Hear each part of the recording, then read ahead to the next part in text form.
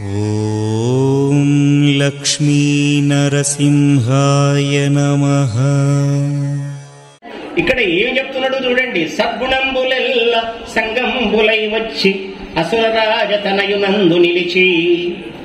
ఎక్కడెక్కడ ఏ మంచి గుణం ఉందో ఆ మంచి గుణం వచ్చి ప్రహ్లాదుల్లో చేరిందట. ఎంత గొప్ప విషయం చూడండి. ఏదో చాగంటి వారు ఉపన్యాసం చేస్తూ ఉంటే ఎక్కడెక్కడి విషయాలన్నీ ఆయన మైండ్లోకి వస్తాయి. చెప్పాలనే తహతహ ఆయనకుంది, వినాలనే కోరిక కూడా ప్రేక్షకులకు ఉంది.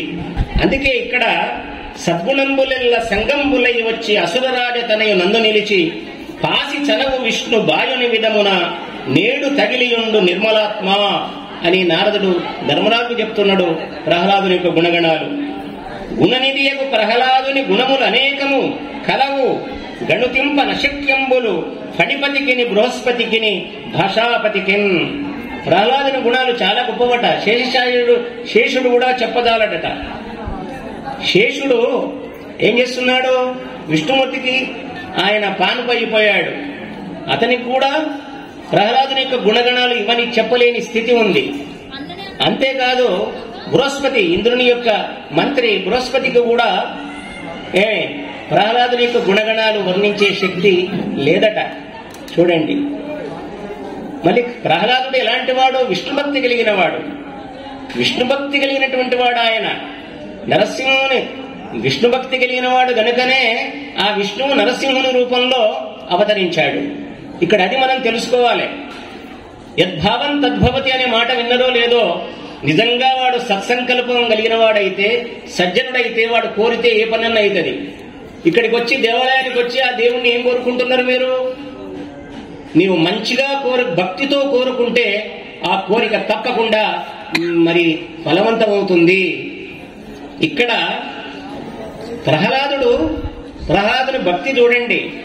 పానీయంబులు ద్రావుచున్ కుడుచుచున్ భాషించుచున్ హాసలీల నిద్రాదులు సేయుచున్ తిరుగుచున్ లక్షించుచున్ సంతత శ్రీనారాయణ పాద పద్మయుగలీల యుగళీ చింతామృత స్వాద సంధానుండై మరచన్ సురారి సుతుడు ఏతద్విశ్వమున్ భువరా.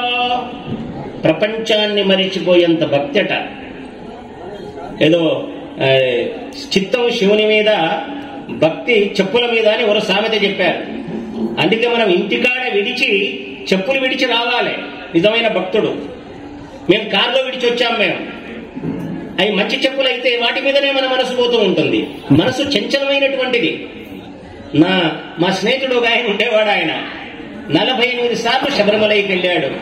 ఆయన ఇంటి నుంచి బయలుదేరేటప్పుడే చెప్పులు వేసుకునేవాడు కాదు. తీర్థయాత్రలు చేసే వ్యక్తి చెప్పులు వేసుకునేవాడు కాదు. చంద్రశేఖరేంద్ర సరస్వతి కంచి పీఠాధిపతి చెప్పులు లేకుండా దేశాన్ని మొత్తం సంచరించాడు. ఆయన వాహనం ఎక్కేవాడు కాదు. ఆయన నేల మీదనే నడిచేవాడు. ఆ నేలలో ఉన్నటువంటి ఆ శక్తి మనకు అందకుండా పోయింది చెప్పుల వల్ల. వాకింగ్ చేసేవాళ్ళు కూడా బూట్లు వేసుకొని వాకింగ్ చేస్తున్నారు. మళ్ళీ దాంట్లో సెల్ ఫోన్ చెవులో పెట్టుకొని టాకింగ్ చేస్తున్నారు. వాకింగు టాకింగు, మనసు షేకింగు. ఇక్కడ ఏమంటున్నాడంటే పానీయంబులు ద్రావుచున్, నీళ్లు తాగినా, అన్నము తిన్నా, మాట్లాడినా, నిద్రపోయినా, ప్రహ్లాదుని నిద్రలో ఉన్నప్పుడు ఎవరైనా లేపితే శ్రీహరి శ్రీహరి శ్రీమన్నారాయణ అంటున్నాడు ఆయన. చూడండి అట్లా.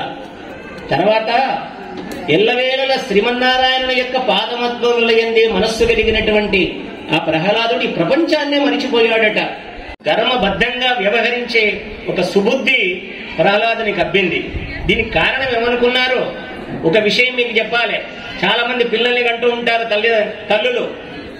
వాళ్ళు ఏం చేస్తారు? రేపో మాపో పిల్లలు పుడతారనంగా సినిమాకు పోయే వాళ్ళు ఉన్నారు, ఎక్కడ పడితే అక్కడ తిరిగే వాళ్ళు ఉన్నారు. కానీ నవమాసములు ఏ తల్లి పిల్లల్ని మోస్తుందో ఆమె గర్భస్థ శిశువు రక్షింపబడాలి అంటే, వాడు మంచి పిల్లవాడిగా భూమి మీదకి రావాలి అంటే ఆ 9 మాసాలు వాడు ఆమె తల్లి చాలా జాగ్రత్తగా ఉండాలి. పుణ్యశ్రవణ కీర్తనం చేయాలి, మంచి విషయాలు వినాలి. లీలావతి గర్భంలో ప్రహ్లాదుడు ఉన్నప్పుడు నారదుడు ఎన్నో విషయాలు ఆమెకు బోధించాడు. కానీ లీలావతి నిద్రపోయింది, కానీ లీలావతి గర్భంలో ఉన్నటువంటి ప్రహ్లాదుడు మాత్రం మేలుకొని చెవులొగ్గి విన్నాడు. మీకు తెలుసో తెలియదో గాని ఎప్పుడైతే జీవుడు మొదట ప్రవేశిస్తాడో అప్పుడే పిండం ఉత్పత్తి అవుతుంది. ఆ 9 నెలల వాడు మేలుకొనే ఉంటాడు. పూర్వజన్మ స్మృతులు కూడా జ్ఞాపకం వస్తాయి, అనేక విషయాలు. ఆ విధంగా పూర్వజన్మ స్మృతులు బాగా గుర్తు తెచ్చుకున్నటువంటి వాడు, తల్లి గర్భంలో ఉండి గుర్తు తెచ్చుకున్నవాడు ఒక శ్రీకృష్ణుడే అని మీకు మనవి చేస్తున్నాను. ఉపనిషత్తుల్లో చెప్పబడ్డాయి. వామదేవుడు, శ్రీకృష్ణుడు ఇద్దరు కూడా గర్భంలో ఉన్నప్పుడే అనేకమైనటువంటి విషయాలను వాళ్ళు తెలుసుకున్నారట. 7 జన్మలకు సంబంధించిన విషయాలు కూడా కృష్ణునికి తెలుసు అని ఉపనిషత్తులు చెబుతూ ఉన్నాయి. ఓం లక్ష్మీ నరసింహాయ నమః.